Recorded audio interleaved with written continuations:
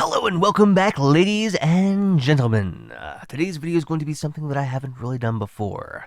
Today, I'm going to be making a video asking some questions to ANCAPs. And for those of you who don't know, that's anarcho-capitalists. In short, they're people who want to get rid of all government and let the free market do its thing. Which, honestly, I think it would be a pretty interesting idea to try, and it would be so fascinating to see how it would play out in a place like America. I think it would be a grand experiment if we could take one of our states and implement this, just so we could settle quite a few disputes and see if there's anything to it. But anyway, I digress. Now, me personally, I am a minimalistic government kind of guy, okay? I think that you need at least a little governing to keep a healthy society running, but I'm always open to ideas and conversations. Now, with all that out of the way, let's just go ahead and jump into my biggest contention. Perhaps this has already been answered somewhere and by someone, but if it has, I've missed it.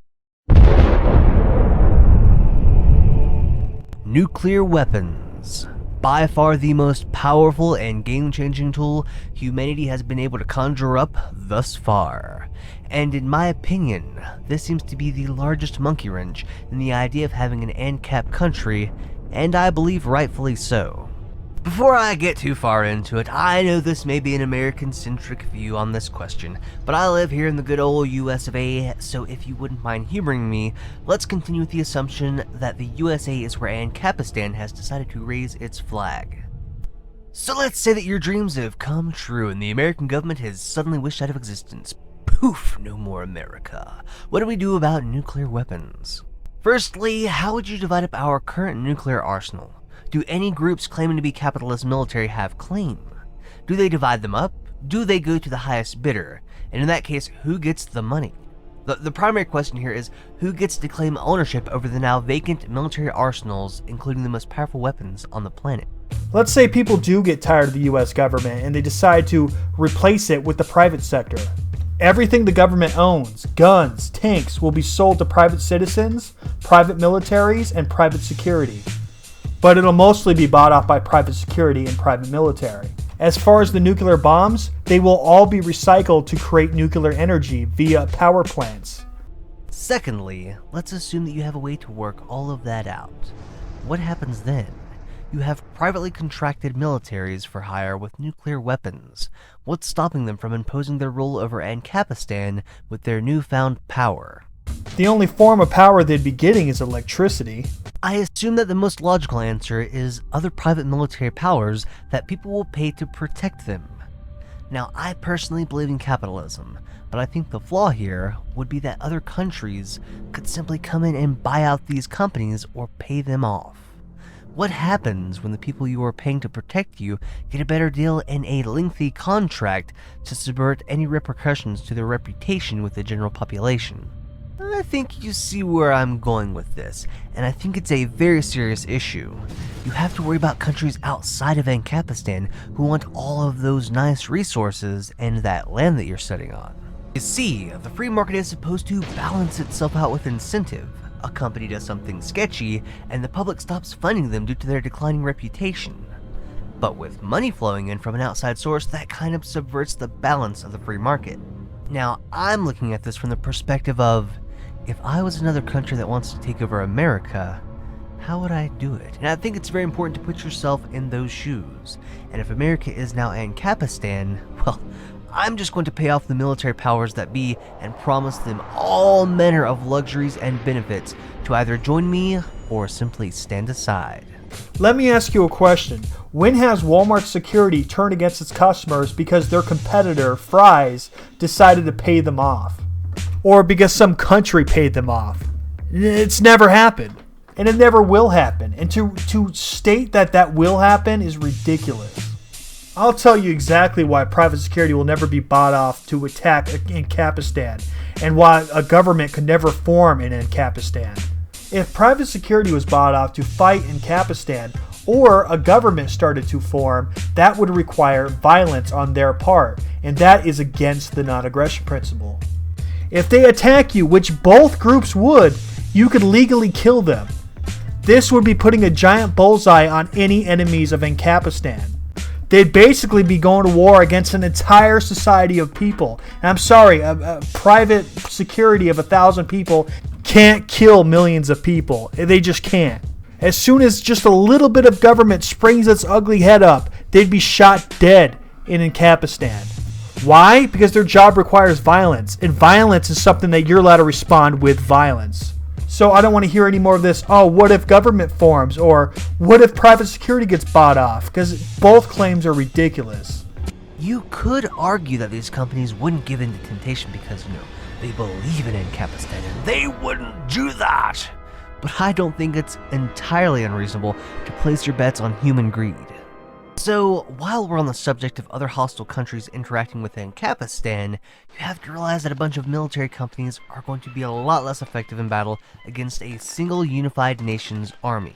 Let's say that all of those mercenaries have hearts of gold and truly do embody anarcho-capitalism, unwavering in their convictions to Ancapistan. You still have a bunch of broken up military powers.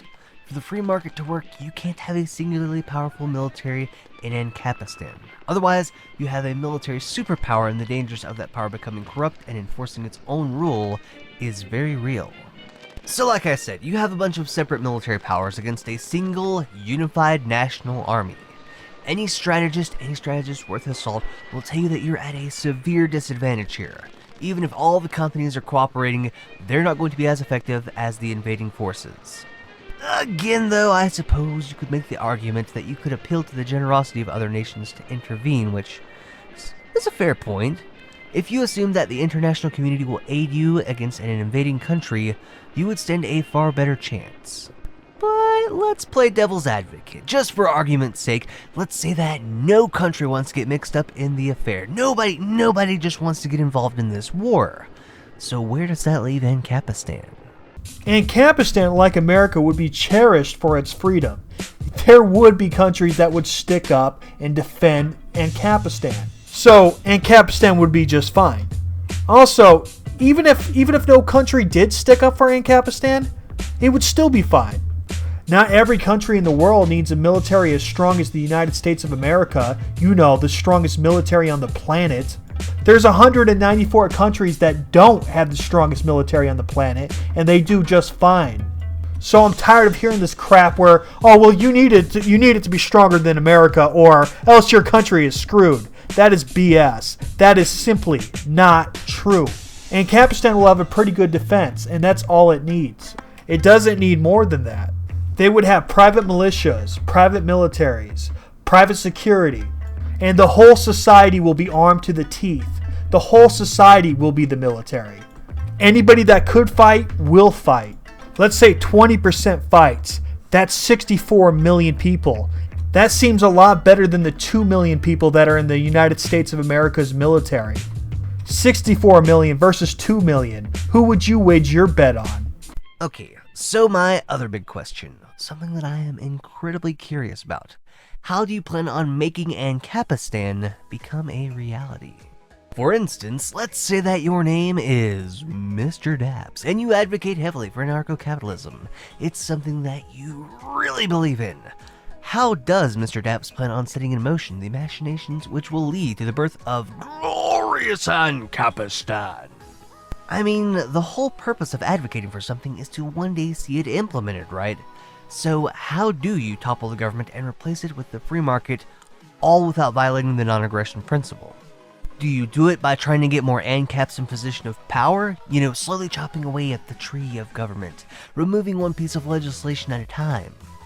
Or do you take a chainsaw and just follow the whole damn thing at once? And more importantly, how do you prevent the whole country from, not becoming a bad playthrough of Fallout minus the radiation?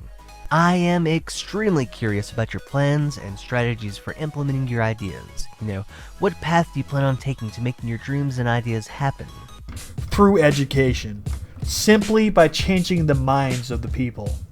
If everybody believed like me, starting tomorrow, nobody would go to work for government and government would just vanish. Voluntarily opting out, that's the solution. No violence necessary. I'm not a violent commie. I don't want to violently overthrow the government. I don't want to violently overthrow you and tell you how to live. I want you to come up with that decision on your own. And if we could all agree on Ancapistan, all the power to us. And here's an absolutely fantastic segue into speaking of the day that the government is officially abolished, okay? Without a government presence, what's to stop warring factions from emerging and vying for power yet again? There are going to be people who want to reinstitute their own government, and I have heard ANCAP say that they are more than welcome to create their own governments in their own communities, of course, so long as they're voluntary. But what happens when they gain enough power and influence to take on some of those military companies guarding those towns and cities? That would be an act of war. Your whole argument against Ancapistan seems to be, well, somebody could pick a fight with you, so therefore Ancapistan can't exist. Ancapistan and its allies are perfectly able to defend themselves. Look what happens around the world when big countries try to topple smaller countries for monetary gain. The whole world basically steps in and sticks up for that smaller country. There will be plenty of countries willing to defend Ancapistan. Not as if Ancapistan even needs it, because Ancapistan would have one of the toughest defenses on the planet. Right now, the toughest military on the world has a military of 2 million. Ancapistan would have a defense of 64 million. I don't care how tough that 2 million is. They're screwed. The people of Ancapistan could literally, legally own tanks, fighter planes, and fully automatic machine guns. Their defense is good enough. Listen to me, listen to how tough this defense is, but people pretend like this is a weak point in Ancapistan. This is not a weak point. This is one of Ancapistan's strongest points. To say they will be invaded is literally retarded. Alright guys, if you like this episode, be sure to subscribe. I'll catch you on the next episode.